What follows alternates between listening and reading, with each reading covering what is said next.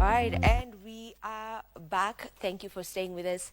This is Good Morning Kenya, and right now we talk matters family, and we are having a continuation of a conversation that we had already started last week on Monday. And the question we were posing to you is, are phones replacing real conversations? That is the question that we had asked you, and you can actually start sending in your remarks and views on the same. The number is right there on your screen: 0707 303 212, 0707 303 212. Are phones replacing real conversation? That is our question for the day on Family Check. And joining us for this conversation, the guests are not new to our screens. They were here last week as well. So we have William Deche on the very farthest end. That is William Deche Mwachiro. He is a psychologist. Welcome to the program. Thank you. All right, we also have Cleopa Njiru. Cleopa Njiru is a counseling psychologist and the founder and director, Viva Mind Solutions Limited. Welcome to the program, Cleopa. Thank you, thank you. And joining us for this conversation as well is Meshach Ondieki, and Meshach is also a counseling psychologist. Welcome to the program. Thank you so much. And we will be joined later on by Pastor David Makori, who's a pastor, an author, and a family man as well. Let's get back to this conversation. We had already laid a good base on this, but maybe the right place to begin this conversation today is maybe asking, what does being present really mean in the era that we live in right now, where phones are actually everything? We can be seated here together, but my face is down looking at my phone. We're not really conversing. So what does being present really mean? Let me begin with you, Cleopa. Thank you very much. Being present is wherever you are, if it is in the offices, if it is in the family, you are able to have a conversation where you are able to connect with each other. That is, you can look at the person, listen very well, observe what is happening in the FAPO and non-FAPO, and allow yourself to be emotionally and even in the way of thinking connected to the people that you are with. That is now the presence. And then as you are observing each other, the phone, if it's not there, then you have 100% presence that you can be able to hear what the other person is saying. Not just the ones, because you are full attention. Your body, your mind, your emotions, they are all connected. And so the conversation will move in that direction when everybody is listening to each other. And you are starting to ask yourself, as this person is talking to me, when I see their face, the way they stand, what does that mean? As this person is discussing this topic, what ideas do they have? What values do they have? So the presence is just being there 100% focused on the discussion, on the conversation, on the subject matter. Yeah, that is very well explained. So I won't even ask, the rest of the guests the same question, because I'm sure you'll be echoing the same thing. So maybe my question is to you, Meshach, do you feel that we struggle to have face-to-face conversations now? Is it a struggle that we're experiencing? I think it is true. We are struggling to again that face-to-face conversations with our families and our friends, because there are some obstacles that have come in between us that are making our conversations not to be as they're supposed to be. So I could wish that we put our heads together and go to the roots and analyze what are some of the impediments that affect our one-on-one conversations. For example, we could be having people who are so much addicted to their gadgets, that maybe their phones. They bring their work home, so they are seriously scrolling the emails that the parents. The children are maybe playing the games. So there is no that connection, as my friend Clever said. So we should make an intention of coming up with ways of eradicating these impediments, these obstacles from a one-on-one conversation, so that we can be present for our families and strengthen the bonds. Thank you. All right. Now, from a psychological point of view, Deche, would you say that this affects children's emotional development altogether? Does it have a correlation with how a child, develops emotionally?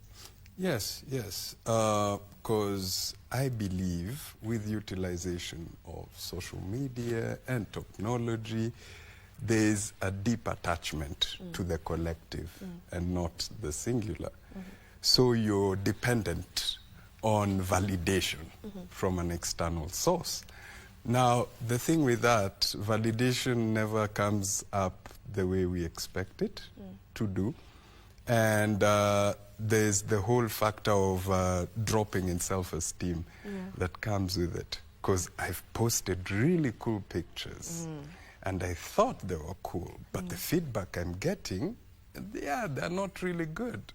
It can also increase the whole factor of isolation, because when we consider the whole perspective of self-esteem, there's the need to draw yourself away from the collective, because you feel like you're perceived in very low standards, or you're not being appreciated. So you will completely lock yourself out. And then there's the whole erosion of empathy that comes with it. There's this whole certain trend on where expression is really raw at that point, because you're not going to see me or meet me, neither will I see you nor meet you.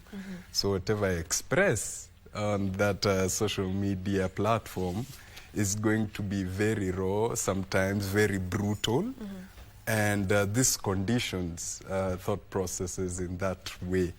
And it tends to become quite a huge problem, especially for the kids we are raising, because they're being conditioned from a perspective of external validation, which do not meet the expectations that are going to be there. They're going outside there and seeing a very rough and very raw world that is within social media. Yeah, and that's something we had also touched on last time. The fact that now most young people live on validation, and this validation, we're talking about online validation, whereby you feel like your existence should be validated by the posts you post on social media. How many likes am I getting? How many followers do I have? How come that person is having more followers than I do? How come they have more likes than I do? And I don't know, do you feel like this is going to become a problem at some point? If it's not already a problem, is this going to be a big problem that we'll be dealing with in the near future, or we're already dealing with that right now? Already we are almost dealing with it. Yeah. Because there was a survey that was done, a task force that went around collecting views about mental health. And the first outcome is that for every 4 people who go to our outpatient or our medical facility, 1 of them has got a mental illness. For every 4 people? Every 4 people, 1 is suffering from a mental illness that is not detected, no one knows about it, and it's not being treated. So what happens is, when we go through this process, the brain is being affected from a very early age. And so even when children are growing up, they are growing up with emotions that, if not well handled, they can lead into issues like depression, anxiety, and all other mental illnesses that are related to either the thinking or the mood. And already we have in some countries research that has been done that we are having quite a number of young women who are dying by suicide.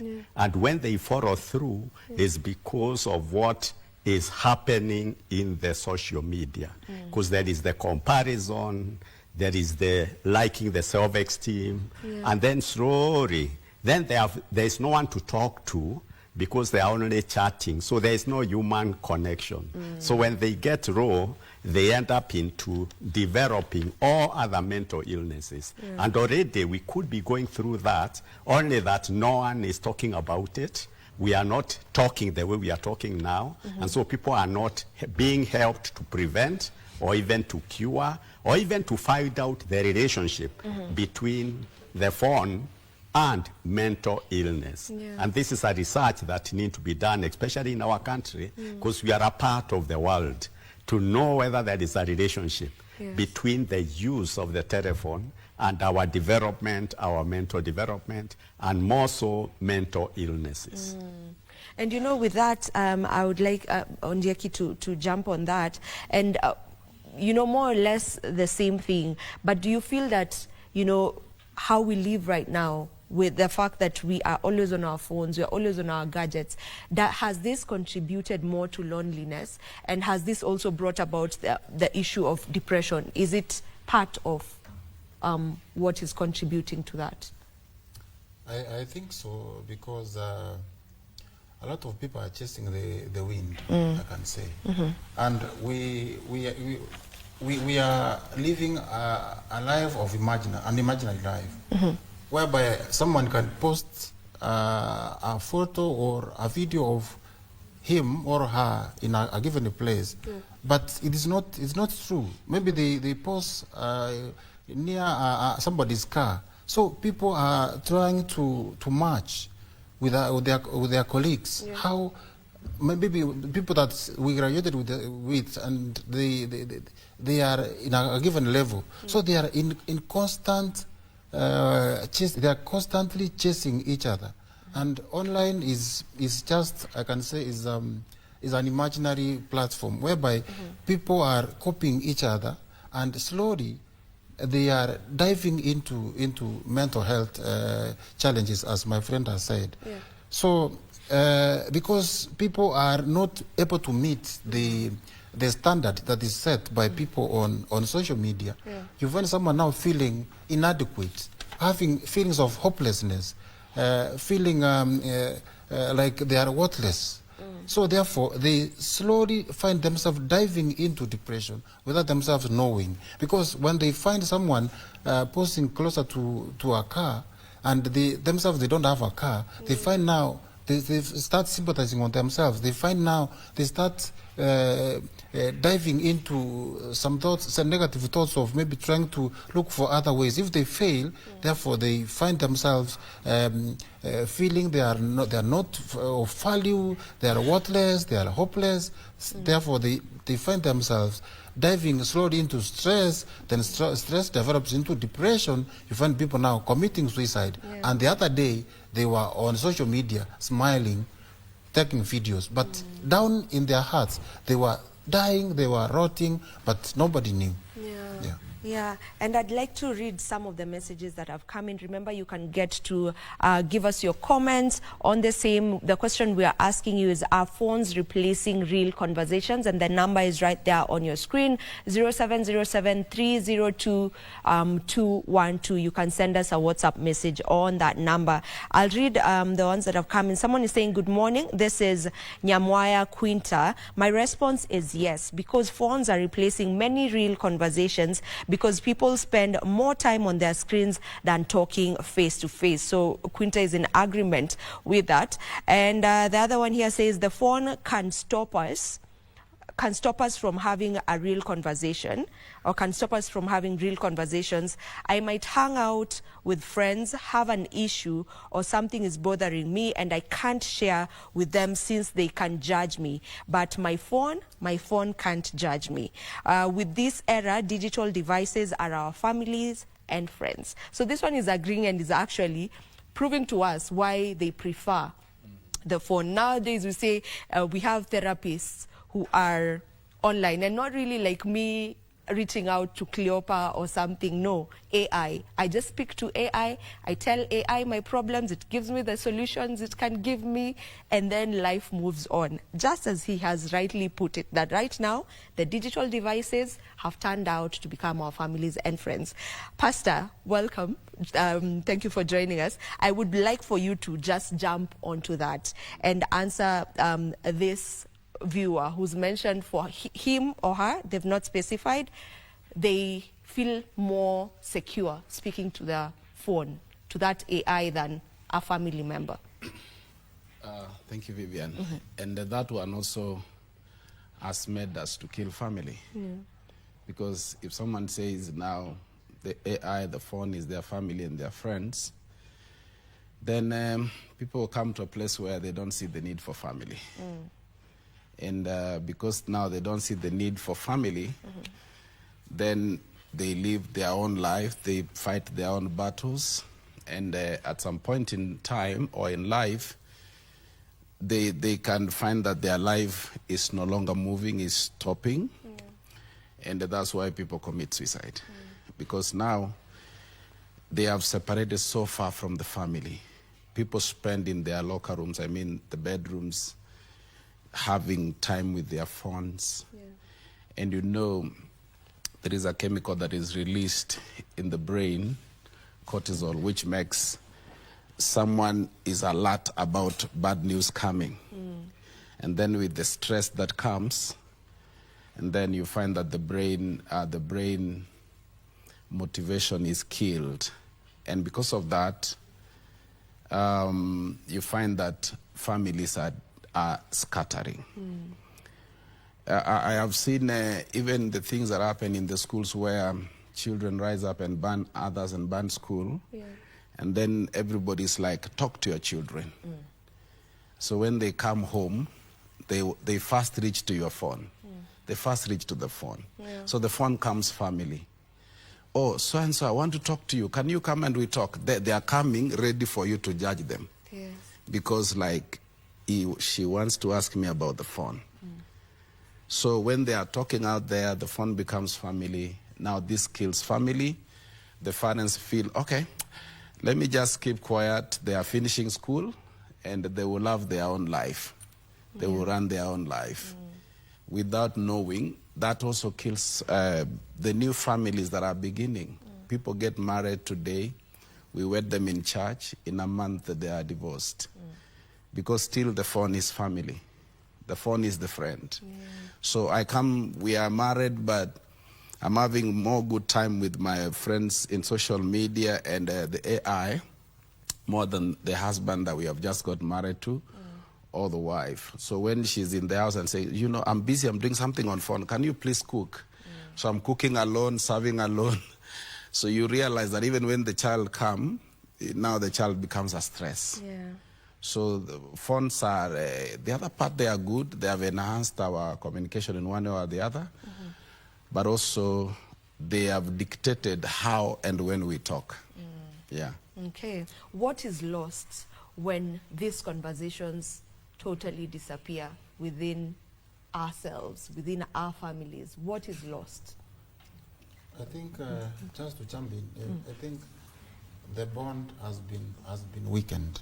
That's right. So therefore, we have lost each other. Communication has been lost. So if there is no bond that is holding this family together, and if communication is not there, the family is dead. So unless we revive these major things, we have family bonding. We need to come up with intentional activities that bring this family together. Let us cook together. Let us play together. Let us play games together. Let us have storytelling together. Let us go jog, do some exercises together.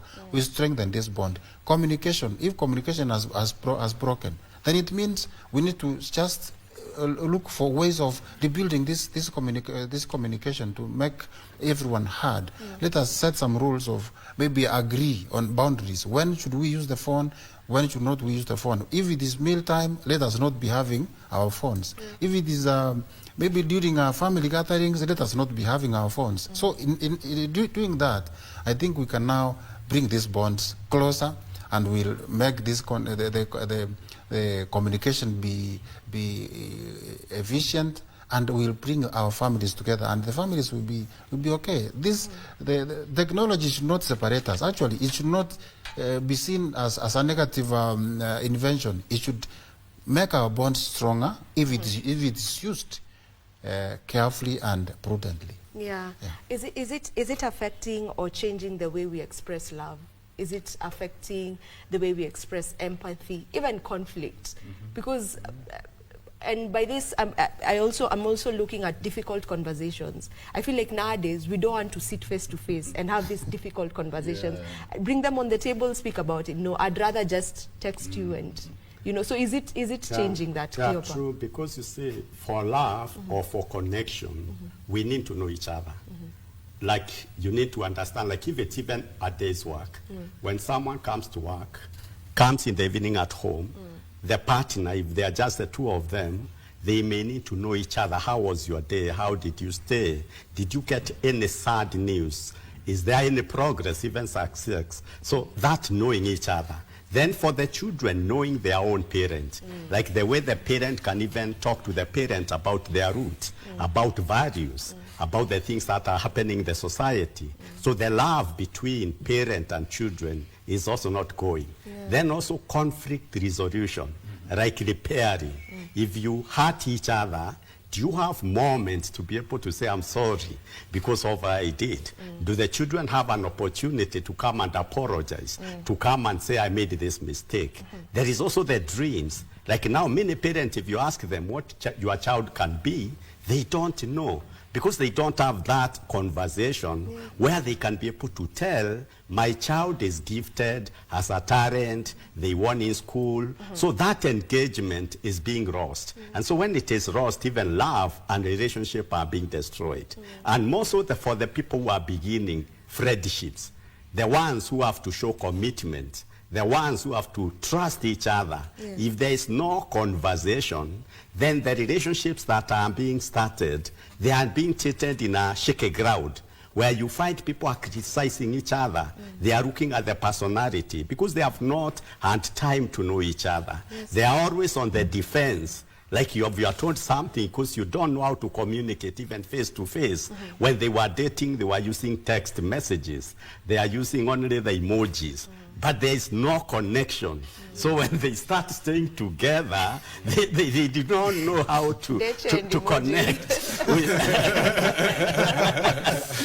how to connect with each other in a human to human. They even fear each other. You find even, I'm afraid very soon we may not have babies. Because you see, people are staying far from each other and they're in the same town because they are connecting through the phone. So even when they come to stay with each other, they don't know where to start. So even that deep level of being able to connect on human level, physically, majority of the people, they don't know. They are scared. So we can say at all levels, even at work, corporate, you find people throughout the day, they are on their laptop, on their computer, mails. And that's why some organizations are even setting a day without emails and phones, so that people can be able to talk face to face. Because it is in all spheres of our life, the telephone, the internet, the computer has removed the human touch. And even talks, like now many people are for webinars, not face-to-face talks. So it has really eroded most of the human connection. They say if there's no food, just let it be an email. We don't need to meet. You know? And these are part of the things that we're talking about. Like we've normalized just having our conversations online. And you know, just on the same, I'd like for you, Deche, to pick on that. You know, sometimes we assume that everyone is okay. And this comes because we don't really have actual connections whereby you're able to sit here with me and I can pick telltale signs that you're not okay, because now we never really have actual connections. So has this also brought about that part whereby we don't get to know if someone is truly fine, you know? Because I'll just send you an emoji smiling and you assume, we are kosawa, you know? Yeah, that does play a role because there's no physical aspect of expression. Yeah. Your face is the biggest communicator there is. Your body is the biggest communicator there is. When you're uncomfortable, you take up different postures to indicate that you're not truly comfortable and you're not really set to be in a certain environment at a certain time. But as much as I do feel that erodes the whole aspect of connection, I do feel to some certain degree it acts like a buffer, if you think about it. From your phone, we don't always communicate on a consistency level using our phone. We simply tend to rely on the whole perspective of the phone whenever there's the distance that's there. Sometimes people, yes, do tend to misuse that aspect. Yeah. I'm in my room, you're in your room. So I text you so that we can simplify the whole perspective that is there. But I feel one key factor that we need to discuss on mostly is the whole idea of subjective expression that is online. People tend to rely mostly on people's narration of situations, and that impacts on the aspect of conflict. That impacts on the aspect of love, because they feel, I really appreciate this narration of love. So this is something that can actually happen. And we tend to find ourselves relying on the imitation of such. But reality is, love is objective, conflict is objective. It happens differently based on different individuals. And it doesn't have that whole narration of attachment to it. So if we tend to view content from that perspective, surroundings from that perspective, then we can have a realistic approach to it. All right. Pastor Makori, I'm being told we need to be winding up already. So Pastor Makori, would you say the church has a role to play in all of this? Church, religion all together, you know, even the mosque and all. Is there a role that is yours to play as, you know, religious leaders? Yeah, there is a role we need to play as a church. One of the role is to make activities available for families, for peer groups, so that people can have time together. We create an environment where families can talk. People can have a talk together. And also, I've come to also know that church is also not just church, but also a school, whereby we can also train and teach people on social life, on communication and conflict resolution. There's something you mentioned about hard talk and conflict resolution. People are avoiding hard talk. Yeah. If you are talking to me and I don't like what you are telling me, I pull out my phone. You talk, I'm listening. Or we have come to a place where, because I don't want to tell you something because I don't know how you behave, what I will do, I will get a clip that someone has shared and I forward it to you. And because you know that this clip that so-and-so sent to me is maybe attacking me, I will avoid checking it, or I check it with an attitude. So there's something church can do. We teach the people to walk in love, walk in communication. God loves us to communicate together through prayer, and we say everything. So we also need to talk to each other, one-on-one, set family together. And that's why churches have also come with small groups where a certain group of people, Catholic call it Jumuiya, where small groups of people meet together, we put funds aside and do several activities together. There is a way it can bring families together, and also we create counseling moments, counseling times, so that people can be able to pour their hearts to the pastors and to the parents. Okay. Yeah. All right. I'll take your final remarks on the same, and maybe with the final remarks, let's speak about a solution, right? So maybe what is needed to restore meaningful conversations as your final remarks. Let me begin with you, Ondieki. I think a solution that needs to be settled at is let us embrace conversations in our families. Let us engage in truthful conversations. Let us not assume small things. If you see something that's not working, don't use phones, don't communicate using text. Just have a one-on-one conversation, and through that one-on-one conversation, through that bonding, you can be able to solve most of the problems that families can have. Yeah. All right, Cleopa? For me, I feel like we need a school for parenting so that parents can be helped to be able to know how they can themselves look at themselves on the use of the telephone. Then when they look at themselves, they are able now to support their children. Like, for instance, to have parental control on all the gadgets, also to take their phones in the evening so that children can have sleep. Then also us, as therapists, psychologists, mental health advocates, we also need to go deeper into the effect of the phone on the human mind, especially connection between the use of the phone and mental illnesses or mental disorders like depression, anxiety, and all others, so that we can, even when we are interviewing the people who are coming to us, we can pick that, how is their usage of telephone? Because if a young person is on telephone 9 hours a day, and you now start seeing how that is impacting their life at school and with the family. So it's a corrective. And then the tech companies also need to join us so that they can have data and research on that data to be able to see the effect on that on the society. All right, thank you so much. Deche, 30 seconds. Encourage open communication, which is free expression, and ensure that judgment is not there.